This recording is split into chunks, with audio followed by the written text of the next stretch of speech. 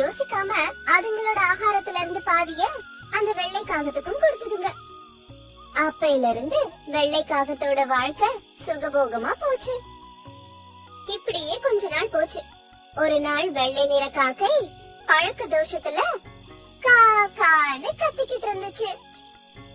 அதை கேட்ட மற்ற புறாக்கள் எல்லாம் ஒன்னா சேர்ந்து வந்து அந்த வெள்ளை நிற காக்கைய தாக்கிட்டு அங்கிருந்து போயிடுச்சுங்க. காக்கைக்கு பயங்கர ரத்த காயங்கள் ஏற்பட்டுச்சு.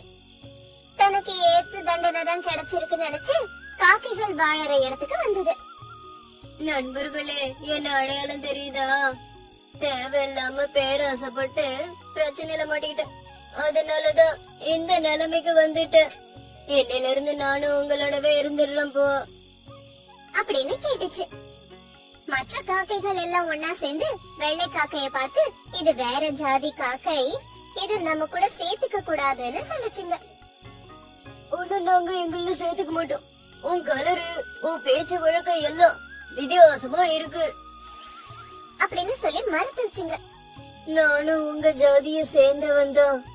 நானும் காக்கா தான்ப்பா அப்படின்னு அது எவ்வளவு சொன்னாலும் அதை யாருமே கேட்கவே இல்ல. வெள்ளை காகத்தை அதுங்களும் தாக்குச்சுங்க. அங்கேயும் அடிதான் மிஞ்சிச்சு.